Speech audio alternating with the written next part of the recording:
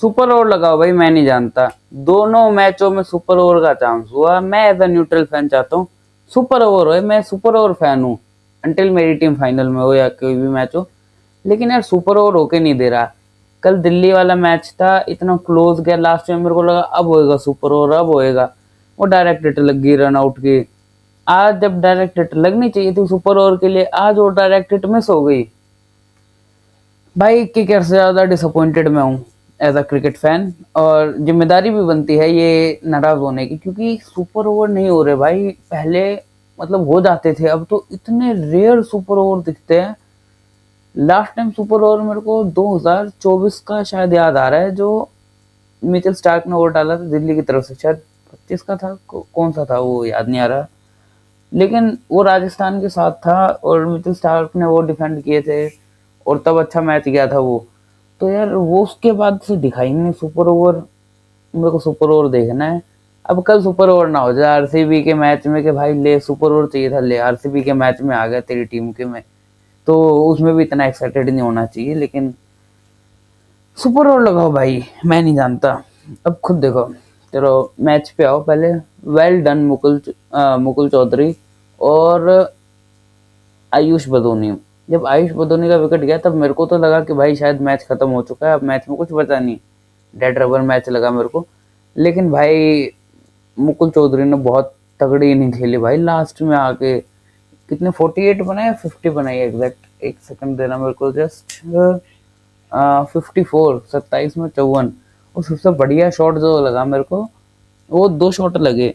एक तो जो लास्ट ओवर में मारा था कवर्स के ऊपर से, बिल्कुल यूं फ्लैट करके इश्यू करके, वो वाला था तगड़ा।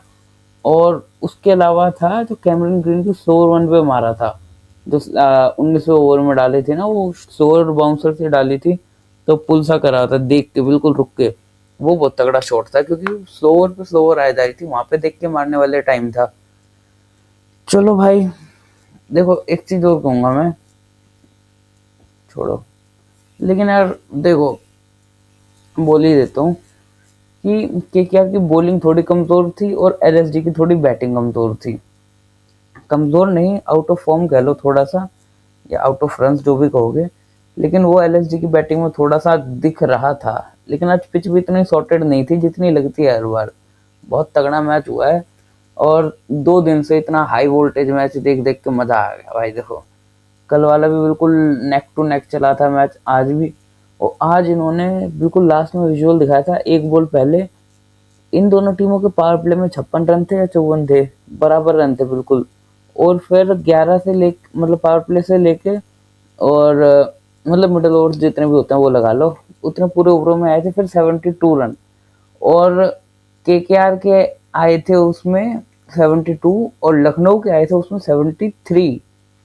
और उसके बाद फिर लास्ट वाले में थे इक्वल रन, नहीं एक रन कम था एलएसडी का, 54 रन शायद, अगर मेरे को सही से याद है तो ऐसे ही कुछ था स्कोर। मतलब पावर प्ले में इक्वल रन, उसके बाद जो मिडल ओवर्स था उसमें बस लखनऊ का एक रन एक्स्ट्रा, और उसके बाद डेथ ओवर्स में भी बिल्कुल इक्वल रन। तो मिडल ओवर का एक रन एक्स्ट्रा गया, एक सिंगल, उसने मैच का पूरा लिखा चिट्ठा जो भी था वो पलट दिया।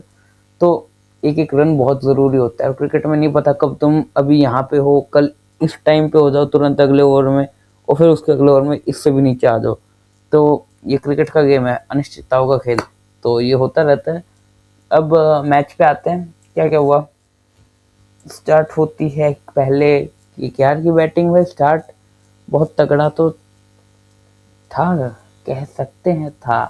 पहले ओवर में लगा था भाई स्विंग हो रही है, जैसे पंजाब के मैच में हुआ था वैसे स्टार्टिंग में विकेट्स जा सकते हैं, लेकिन वैसे हुआ नहीं। उसके बाद फिर जो अजिंक्य रहाणे ने मारे ना 40 रन, तो उन्होंने पावर प्ले में रन रेट नीचे नहीं आन दी। सही चलती रही भाई पावर प्ले में रन रेट, नहीं तो मेरे को तो लग रहा था भाई नीचे ना आ जाए। पिछले मैच में तो आ गई थी, जो पंजाब का मैच हुआ था उसमें विकेट भी चली गई थी, रन भी नहीं आए थे, तो वैसा कुछ नहीं हुआ आज। लेकिन फिन एलन 8 बोले 9 रन, और हर मैच में तो नहीं चलेगा ये बंदा भी, कोई ना कोई किसी ना किसी मैच में तो बैठेगा। आप हर एक को तो पूरा वो एलोकेट नहीं कर सकते कि हर बंदा हर मैच में मारेगा। तो और फिर रघुवंशी के 45 रन्स, और फिर आया बीच में बहुत स्लो फेस, ये इकट्ठी 2 विकेट गिरी रहाणे की और फिर रघुवंशी की। और इस विकेट, इन दोनों विकेट के बाद ही बिल्कुल ऐसा हो गया स्लो डाउन, पूरा मैच स्लो हो गया। 28 बॉलों तक तो मैंने देखा था, उन्होंने हॉटस्टार वालों ने दिखा था 28 बॉलों तक बाउंड्री नहीं आई थी, उसके बाद भी कुछ बॉलें डल गई थी, तब जाके एक बाउंड्री आई थी। तो बहुत स्लो हो गए थे ये। जब 10 ओवर में 98 थे, और फिर अगली कितनी बॉलें थी यार, 24 बॉलों में 18 रन आए थे फिर, मतलब बहुत स्लो हो गई थी रन रेट। लेकिन कैमरन ग्रीन ने तब 100 के स्ट्राइक रेट के आसपास से खेला था राउंड, लेकिन उसके बाद फिर फिनिशिंग टच में मार मुर के थोड़ा सा बेटर स्ट्राइक रेट किया था, 24 में 32। और फिर रिंकू सिंह की भी विकेट उसी में ही चली गई थी, साथ में ही चौथी विकेट गई थी रिंकू सिंह की। आवेश खान ने आउट किया था शायद से, तो थर्ड मैन की तरफ खेल रहे थे, लेकिन वो मिस हुई और सिर्फ बेल्स पे टच हुई वो बॉल। तो बेल्स पे टच होते वो सिर्फ बेल उड़ा गई और कुछ नहीं हुआ स्टंप का, कहीं ना उखड़े ना कुछ, विकेट मिल गई। और फिर रोमन पावेल, भाई वेस्ट इंडीज पावेल, इस बंदे ने स्ट्रेट में जो मारे है ना शॉट आज, बिल्कुल पूरी फुल फ्लेज पावर से यार, इतनी ताकत से है ना कि कोई बॉलर वगैरह हाथ अड़ाता तो हाथ में भी लग जाती, बहुत तेज हो सकता है, फ्रैक्चर हो जाता। लेकिन वहीं अंपायर के जस्ट पीछे इन्होंने रखा हुआ था एक फील्डर, 30 यार्ड के सर्कल में था, आई गेस 30 यार्ड के में ही था।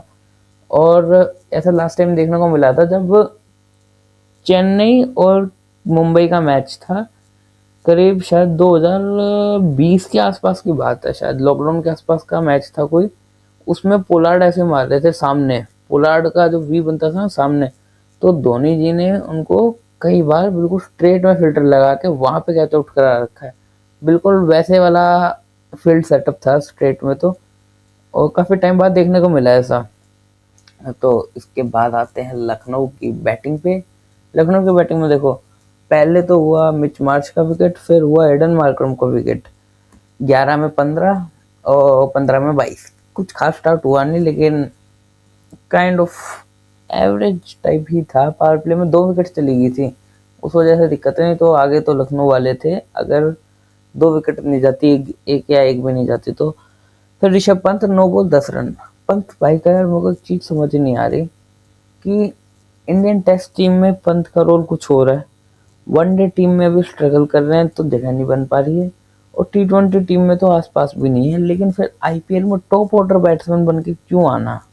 आई मीन देखो, रन आए बहुत आए, मैं चाहता हूँ आए, लेकिन एक तरीका होता है पंत का। जैसे ऋषभ पंत के स्टार्टिंग में कैसे रन आए थे, बिल्कुल काइंड ऑफ फिनिशिंग टच में, लोअर ऑर्डर में, मिडल ऑर्डर में, तब आए थे। टॉप ऑर्डर के player I don't know why, but वो वाली वाइब मैच नहीं हो पा रही शायद पंत की, हो सकता है ऐसा। हालांकि रन्स तो आए हैं थोड़े बहुत, लेकिन वैसे नहीं आए जैसे ऋषभ पंत के आते थे। और फिर आयुष बदोनी 34 में 54, भाई बदोनी के बदौलत मैच यहाँ तक पहुंचा, और तब जाके जीते, नहीं तो इतना भी नहीं पहुंच रहा था, ईमानदारी की बात तो ये है।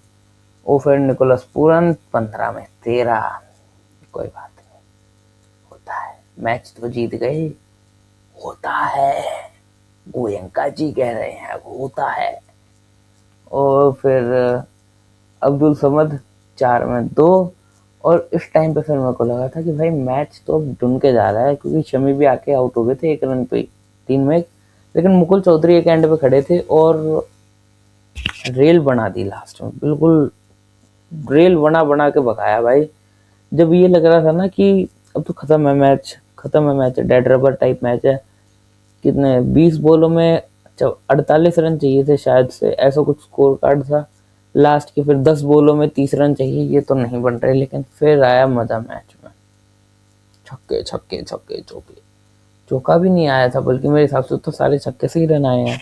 एक चौका आया था जो ग्रीन की बॉलिंग पे आया था छक्के के बाद, जो यूं करके मारा था, यूं ग्लव पे लग के उड़ के गई थी पीछे।